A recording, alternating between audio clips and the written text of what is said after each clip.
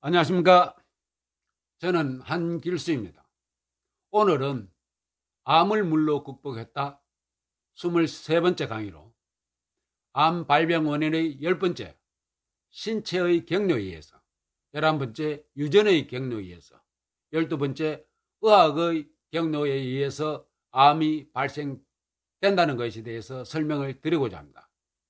10번째 신체의 경로에 의해서 침대에 몸져 누워있는 사람이 더 아프다는 것을 알고 계십니까? 하루에 30분씩 운동하면 유방암 위험이 75%나 감소되는 것으로 밝혀졌다고 합니다. 높은 혈당과 인슐린은 암을 일으킵니다. 암세포는 생존하고 성장하기 위해 먹을 것이 절실히 필요한데 운동은 인슐린과 혈당 수치를 낮춤으로써 암세포를 굶주리게 만듭니다.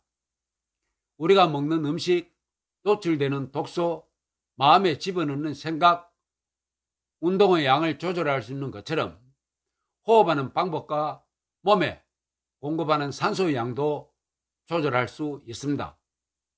세포 단위에서 산소 부족을 일으켜 심장 두근거림, 불규칙한 심장박동, 현기증, 근육 경련, 근육 피로, 고혈압, 기억력 저하, 천식 발작, 집중력 저하, 불안증을 비롯한 기타 수많은 부작용이 발생할 수 있습니다.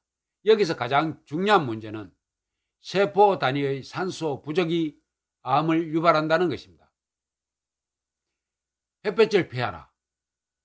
햇볕을 많이 쬐면 피부암이라든가 악성 질병들이 걸릴 확률이 높아진다는 근거를 받고 있기도 하죠. 이런 엉터리 조언이 비타민 D 결핍 상태를 두루 확산했고 비타민 D 결핍과 심장질환, 다발성 경화증, 골다공증, 제1형 당뇨병, 감염, 자가면역질환, 우울증, 천식, 암을 포함한 수많은 질병이 발생해 무수히 많은 사람의 생명을 앗아갔습니다. 과학은 아직도 햇볕의 놀라운 이점들을 모두 이해하지 못하고 있고 질병산업은 햇볕이 암을 유발한다는 근거 없는 이야기를 계속 연구화하고 있다라고 주장하고 있습니다. 암이 발생하고 사람들이 앞에 질병산업이 발전하게 되기 때문이겠죠. 비타민 D는 암 예방에 중대한 역할을 합니다. 비타민 D는 우리에게 가장 중요한 영양소 가운데 하나입니다.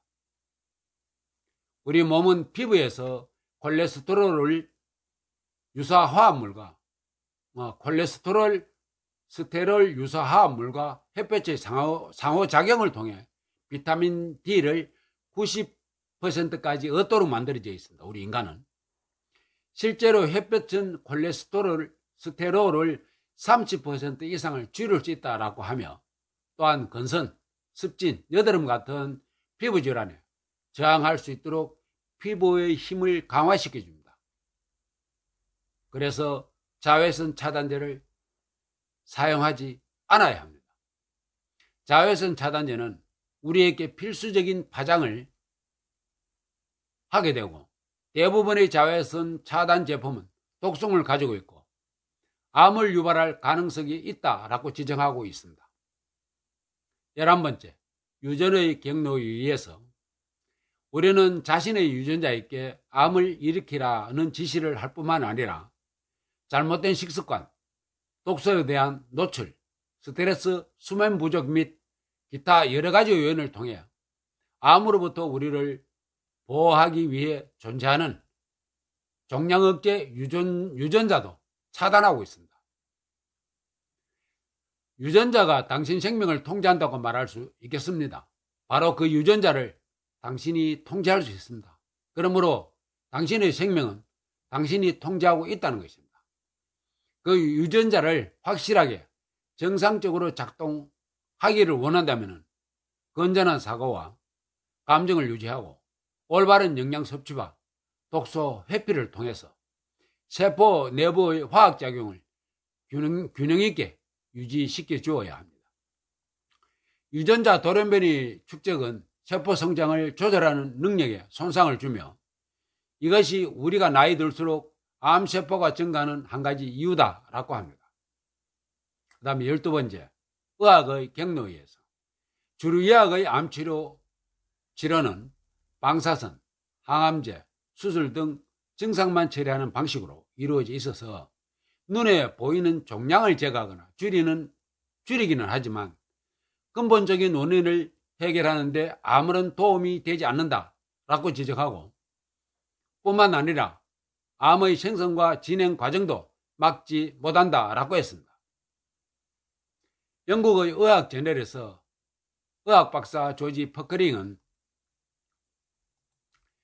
미국의 의학 교육은 주로 쓸모없는 지식들로 짜인 참 희한한 성질을 숭배하고 있는 것 같다. 우리는 과학의 무식한 사람을 배출하고 있다. 임상적인 의문이나 새로운 기술을 익히는데 매우 비과학적인 접근 방식을 가진 사람들 말이다 라고 했습니다. 우리 의사들은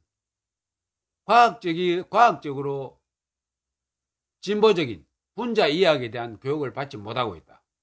분자의학은 독성이 없는 영양소를 투여해 세포 분자를 교정하는 일을 중시한다. 그런데 의사들은 약물과 수술, 요 의학만 배우는 거죠.